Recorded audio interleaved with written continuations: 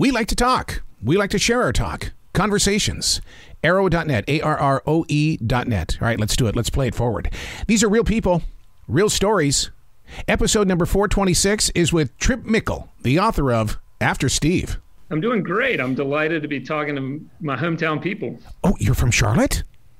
I am. I grew up listening to WRFX. Oh, my God, dude. So are you, what school? Did you go to, like, East Mac or? I'm a Myers Park alum. Oh, yes. Love those Mustangs, dude. So now... Sorry, I was grabbing a sip of water. Yeah, sorry about that. So now, how did you get involved with what you're doing then? Where you're basically giving us the inside sleeve of an album with this book, After Steve. I mean, this is really some inside information here. Yeah, absolutely. I mean, how did I get involved? I mean, I'm just going to start from Charlotte, but yeah, I just wanted to be a journalist, and I wound up in Atlanta, and I was covering alcohol and tobacco for the Wall Street Journal, and they said, "Hey, will you go to San Francisco and cover Apple for us?" And when I landed, I met with another journalist who said, "Hey, I've got a suggestion. You should really look into this guy, Jony Ive, who is a signature figure inside Apple. He's the design chief. He's the reason we had candy-colored computers and iPhones and so on and so forth, and figure out, like, why is he disillusioned with the company that he helped save?" And that just became a question that just kind of it was in the back of my mind as I reported on Apple over a span of 4 years. And it's what was at the center of this book as I began this book project. The name of the book for listeners is After Steve, How Apple Became a $1 trillion company and Lost Its Soul. I would love to see some research, and I'd love to find out how close you got. Why is it people like myself, PC, hasn't made the jump? There's got to be research on how much money they have spent in trying to convince us to make that leap. Oh, God, yeah, no kidding. I mean, they spent a ton of time back during the Steve Jobs era with that PC versus Mac advertisement that was designed to say, PCs are for dweebs and Macs are for cool people. I think that Apple has made headway, but if you go back and look at the reason most people are still with PCs, it's because Microsoft Word and Microsoft Excel were such strong products, and they were pervasive, and PCs were lower priced than Macs. Yep. And so a lot of people who love those products never made the switch. Yeah. One of the things that Apple has always been, we are convinced that they are innovative. And one of the things, and Gene Simmons always said, if you don't believe that you're the greatest on the planet, nobody believes in it. So I always thought that Apple plays that same game. We are innovative. We will prove it. Is that the truth? Are they? Yeah, I think innovation still is at the heart of what they aspire to be and do. I think the challenge that they've run into is being innovative as a giant. At the time of Steve Jobs' death, they were making about 20 million iPhones a year. They now make about 200 million. When you're making 200 million of any one thing and you're trying to make every single iteration of that perfect, it's really difficult to make big leaps and try new technologies, because the risk that you run when you do so is that something doesn't work. And then you have 200 million things that don't work, and that costs you a lot of money when you're a company. Mm-hmm. Tim Cook was a valuable player in this whole entire project and continues to be, does he not? Oh, yeah, absolutely. I mean, this guy has turned this company from one that was worth about $350 billion when he became CEO into one that's worth $2.5 trillion. To add $2 trillion in value to a company is practically unheard of. But has he changed in the way to where when it comes to costs and stuff like that for the company? I mean, that used to be a taboo subject. Nobody ever talked about costs. I mean, does Tim, is he a little bit more transparent? Transparent is not the right word. I think what he's done is he's made costs more central to some of Apple's action. I get into this in the book. One of the great examples of this is in the development of their $5 billion Apple Park headquarters in Cupertino. They decided they were going to pursue this rounded glass structure, and to pull that off, they needed to persuade a glass maker to build a giant manufacturing plant that can make perfectly curved glass that had never been made by anybody else in the world. And it was going to be really expensive, obviously. They had to build a whole factory to do this. Tim Cook deploys this guy known inside Apple as the Belevinator. they call him the Blevinator because he's the best at, nailing negotiations down and getting whoever is supplying a product to take less money from Apple. He's just a bargainer. I mean, he's the kind of person who would walk onto a used car sales lot and take $10K off the price of a car in the course of 5 minutes. And that's the kind of person in Tim Cook's Apple who becomes increasingly important. Well, I'm so afraid that not the millennials, but those like Generation Z are not going to understand the true story of Apple until your book gets in their hands. Because I mean, we've lived it, we've studied it, we've been through the commercials and things like that. But the part that really shocked me, and I didn't know this part of the story, is you talk about China and Apple and how Apple was able to break through that wall.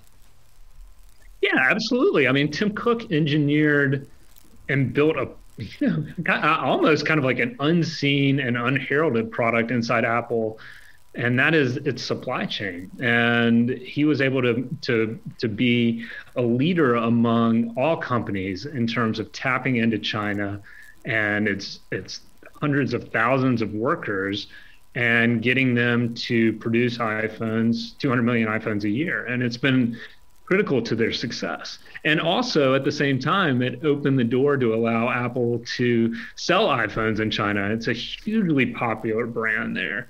And that's contributed almost a fifth of Apple's sales on an annual basis. And so you have this two-part balance that's been a big benefit to Apple. China producing most of the products that Apple sells, and China buying many of the products that Apple sells. How far did you get deep into the story in the way that, I mean, I still remember when Steve introduced the Apple phone and we were all in awe. I mean, I mean, for you to be inside like you were and are, I mean, that's got to be, you've got to be affecting something. Yeah, I mean, it was just a lot of persistence, a lot of reaching out to people and saying, hey, you lived through this really unusual period in corporate history. I mean, when else has a co-founder died and everybody had to figure out how to make sure that the company that he led continues? And many people, were open to talking about that because they were sympathetic to the idea that this was a really unique moment and it should be documented. Yeah. What Steve Jobs was the type of guy, what inspired me most about him was that he was not afraid to talk about his openness of, the connection to the universe and things like that. As you were writing this together, did you go into that spirit that he always carried with him? Because, in radio, people look at my spirituality and say, get away from me. They didn't seem to do that with Steve.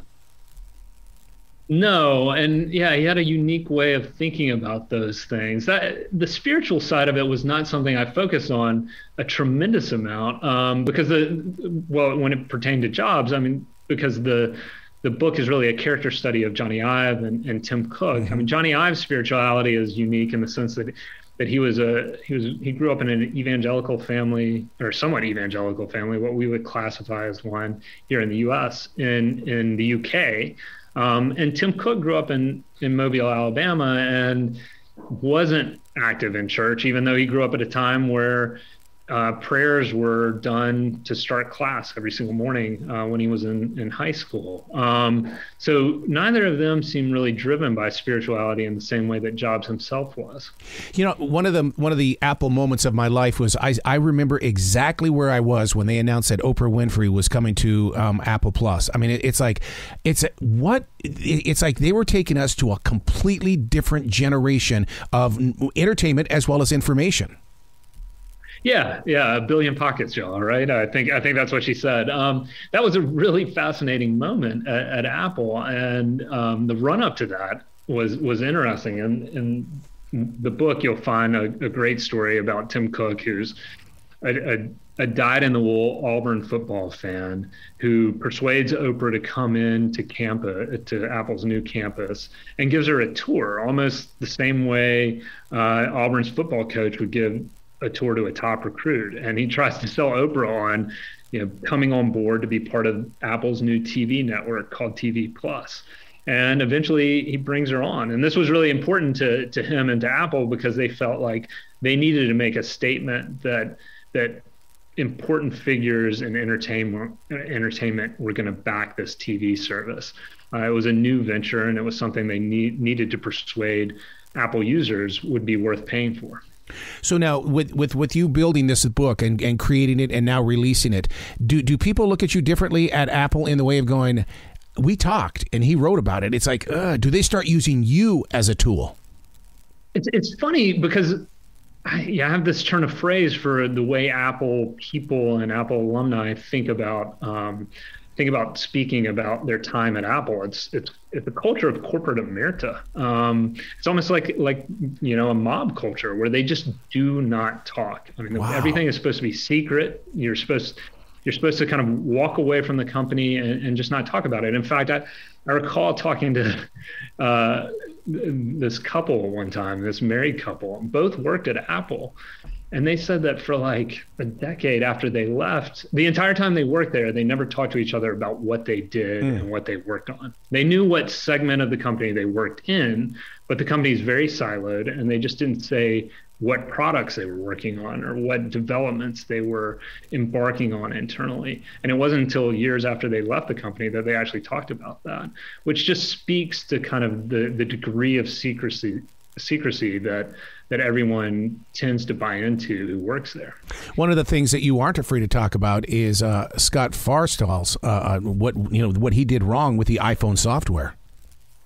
Yeah, I mean, it wasn't the iPhone software that Scott Forstall was fingered for bungling. It was really the Apple Maps system that was so problematic. And I don't know if you remember, but when Apple Maps was introduced, and it's released into the world, I mean, they tout it like they tout everything, God's gift to mankind. And then all of a sudden people were driving, for example, in Australia, they would punch in some directions and be driven into the outback and get stranded because the mapping system did not work. It was just a complete disaster, a total cluster. And Forstall was the one who oversaw that project. Tim Cook holds a big emergency meeting. He's got Forstall on the phone. He tells Forstall, look, we need to apologize for this. Forstall is totally resistant to that. Jobs had famously resisted apologizing years earlier for a feature on the iPhone that led to dropped calls. So Forstall pushes back, and Cook ultimately says, no, we're doing this, and fires Forstall. But it's a fascinating moment, because the reason that Forstall pushed back was not because apologizing wasn't the right thing to do to customers, right, as Tim Cook advocated. It was really because he worried that if Apple apologized, that its employees would be reluctant to embark on big, ambitious projects in the future because they might be blamed for them or shamed publicly with an apology. And so he was thinking about the workforce instead of the customers. And that just highlights the balance that big executives are trying to wrestle with as they make important decisions like this. Well, speaking of that balance, you even put focus on that between Ive and Cook, that Steve had to have some sort of balance between these two. One couldn't take over the other. Right, 100%. And Steve was that balance. Yeah. And in his absence, there's this vacuum that's created. When Steve was at Apple, the creatives at the company, whether they were in marketing or software or design like Jony Ive, were really at the heart of the company. They were the ones who were driving what Apple did. In Steve's absence, he puts Tim Cook in charge. Tim Cook was on the outside. He was on the outer ring. He was the operator making sure things got made. And he goes to the middle, and it creates kind of fallout as everybody tries to readjust to this new structure where an operator is leading a company that had really been led by creatives for the better part of the previous decade. Now, we've seen all these movies about Steve Jobs and stuff like that, and we know that they're always based on the real story. Did he really get into prototypes? Because it always seems like he was on the rush to get things out there. Oh, yeah. No, he was 100% into prototypes. Yeah. He loved going by the design studio at Apple, which was kind of where all the cool kids hung out because he was there often. And he was famous for walking through and having just such a refined eye that he could pass a table and notice that a prototype had a corner that was just a hair off from what it was supposed to be. And he'd be walking by and saying, what is that crap? And and he could just catch it with a glance. So he was very deeply involved in prototyping in each iteration of what Apple was doing before it released a product. Wow. I wish you were in the studio right now because you would see how Apple is still a major part. Maybe not computer-wise, but in this streaming world, I still sit here and I have my iPod next to me because that's my escape. That's my go-to. That iPod, to me, changed the face of radio, the way that people listened to it and what they wanted from radio. Yeah, 100%. Yeah, the way that Apple was able to jump from being a computer company to being essentially a music company overnight is part of the reason that we look at it as such a revolutionary company to this day. Yeah. No, I mean, because they've gotten into entertainment and stuff like that, and Apple TV Plus has been just so, I mean, I'm so addicted to it, probably because of Jennifer Aniston, but the thing is that what is next for them? Since they've now tapped into the entertainment bug, and we trust them. What is next is more shows. They're pursuing sports. There are a lot of rumblings right now that Apple is the leading suitor for NFL's Sunday Ticket, which DirecTV has owned for forever. And if Apple gets that, how does that change the way we watch and spend our Sundays watching NFL football? I mean, as a Panthers fan, like, that's kind of cool. I mean, it might be easier for me to watch it because I live in an apartment and I don't have DirecTV. Hopefully the offensive line plays better and it's something worth watching. But at the very least, that's intriguing that Apple's a suitor for those rights and those assets. Wow. When was the last time you were back home here in Charlotte? Oh, I was home earlier this month. Oh, so you know about the new Harris Teeter and all that kind of stuff over there in Park Road Shopping Center. I mean, my God, you guys, you've turned that thing into a magnet. Yeah, absolutely. I mean, every time I come back, I ride around and the town looks totally different than it did the previous time I visited. It's amazing, especially the uptown area and everything like that. I mean, it's like a lot of great restaurants have disappeared, but there's always discovery in this city. Oh yeah. No, I mean, I think the thing that I've had the hardest time with is, the Common Market, Fat Burrito, that whole corridor, and just seeing that change and transform so much has been difficult because, to your point, there were some great restaurants and great things to do in that part of town. Oh, especially with the chicken coop, man. It's gone. It's like, what? Where do we get chicken now? Yeah, how can prices go away? Yeah, that's borderline. That's borderline criminal. Yeah, I feel for you all. It's strange to come back and not be able to visit prices. So true, so true. You got to come back to the show anytime in the future, Tripp. The door is always going to be open for you. Thanks so much for having me. It's a pleasure to speak to somebody in the hometown. Absolutely, man. Be brilliant today, okay? All right. Thanks so much. Have a great one. Bye, guy. Take care, Arrow. You got to come down here for the food, Bill. Come on. One of these days. I'm drooling right now, man. Bye, guy. Talk to you later, brother.